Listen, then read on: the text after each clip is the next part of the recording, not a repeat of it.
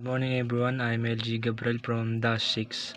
I'm gonna discuss today is what could be the application of IoT on the maritime sector. First is, ini-improve po nito yung safety and security. Sa tulong po ng IoTs, mas napapadali po yung trabaho natin sa barko. Katulad lang po ng monitoring. Sa tulong po ng IoTs, namomonitor po nito yung temperature po ng barko natin. And also, sa tulong din po ng IoTs, pinapababa po nito yung maintenance cost. Second is better environmental compliance. Example po nito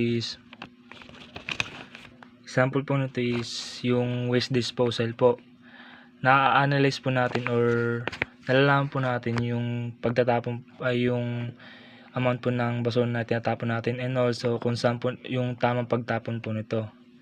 And yung iba naman po is yung energy consumption.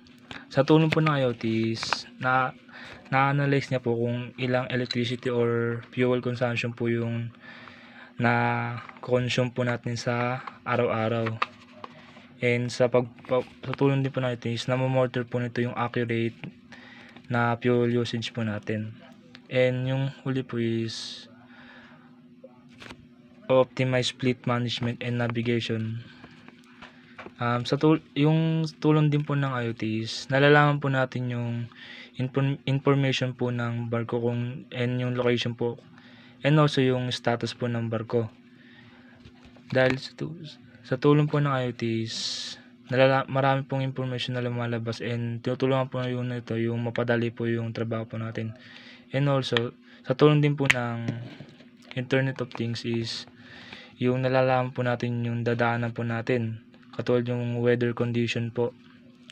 Sa tulong po nito is mas napapabilis po yung pag-navigate po natin ng barko, and pwede po nating i-optimize po yung route planning, ay mas mapapababa po yung fuel consumption po natin. Yun lang po.